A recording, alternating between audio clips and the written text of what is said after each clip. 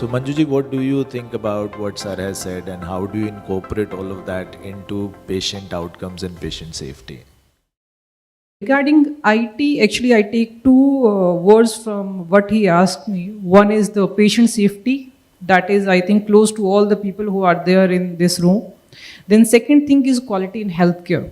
Two different things, but all get related with one word, that is IT. And IT, for what I'm talking about, is about patient data. I'm not talking about the EMR, I'm not talking about HIS, because that is majorly maybe related to hospital administration. So I'm talking here about the patient data. Like when I say about the patient safety, one just small example, maybe many of us may have experienced it. Like in a midnight, we all know in India, one thing still is common is we have lack of expertise clinicians. And at the night, at the odd hours, we definitely, there is a scarcity for it.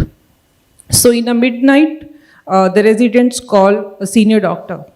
Sir, there is a problem. The patient BP is falling, SpO2, this, that. Then doctor, what he asked him, okay, tell me what's the heart rate, what is the SpO2, what is this, and what's the ventilator setting, what's the pump setting. Then he, as per his experience, he tells the remedy, and what he says, okay, please handle till the time I come.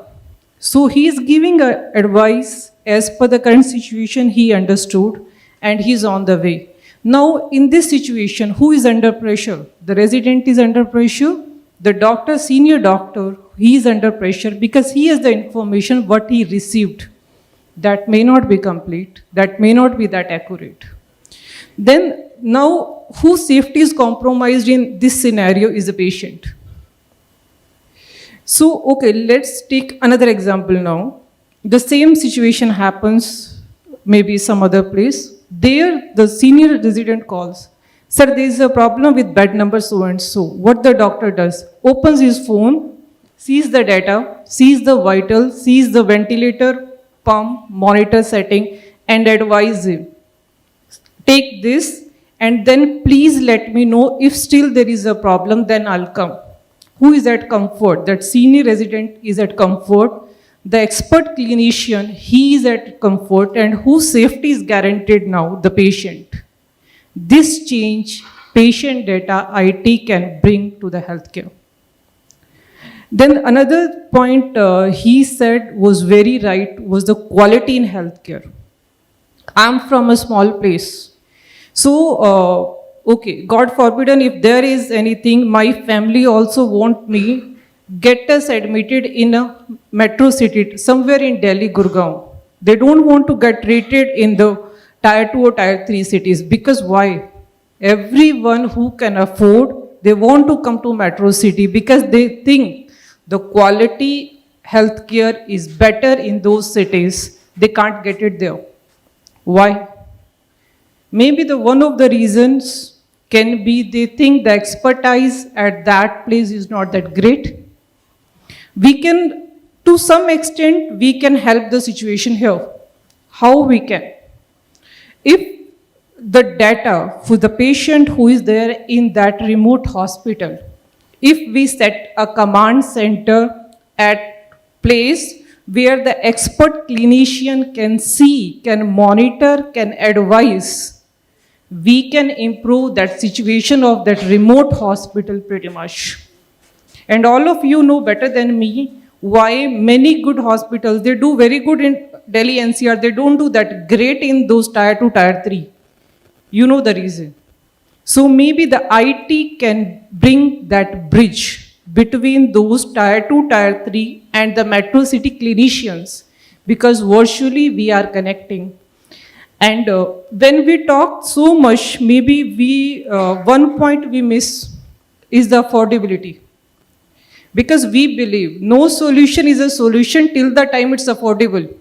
We talk so much, but if it's not affordable, I'll not buy. So, and India is an IT hub. So the solution which comes to your doorstep has to be affordable. So if that affordability and the practicality helps, your patient safety and quality in healthcare is going to go better with IT. That's what we think of. Thank you very much, Manjuji. Yes, of course. And of course, it helps that you have actually now more computing power in your palm than that was available for the entire moon mission when it went up in 1969. The entire rocket and every machinery and the entire NASA had lesser computing power than what you have right now in your phone. And that helps, of course. And I'm really glad you brought out the tier 2 and tier 3 problem, because that is something that we've been working on, and that is something that Gurpreet ji has been working on a lot, because Paras is focusing a lot on tier 2, tier 3. And we are seeing an evolution of healthcare that I think is quite unstoppable now. And we've seen it happening. That is why I am confident that it will go into tier 2, tier 3 as well. How do you think IT can play a role in this prevention and making sure that the patient doesn't reach the ICU? Because I just took an example of ICU. So, but he said how to prevent going to ICU. Because like if the patient is in a ward, normally the patient is with vital signs monitor or multi-paras basic monitor. So that basic monitor does a basic job. Then there is a nurse who will have a chart like this. She will be noting down certain points, and that is how the process goes in most of the hospitals.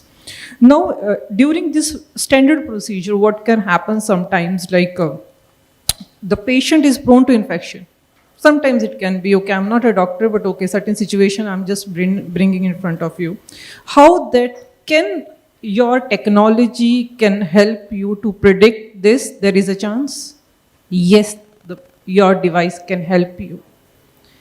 Sometimes the situation of, we say the coma, there is a technology to help to predict you, there is a chance. So if your technology is telling you this reduce a lot of workload, and this reduce the chances of going to the ICUs or intensive care, because you have caught that possibility at pretty early stage. So this helps the clinicians, this helps the nurses, and this in fact reduces the manual error chances. We all are humans, like nurses, like Madam also raised that point pretty well.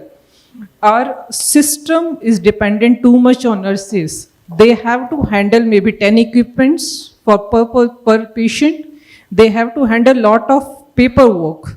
So during that process, they like during the shifting, they may miss out some data, but that data can be vital. So there the technology helps us to give a better patient health care.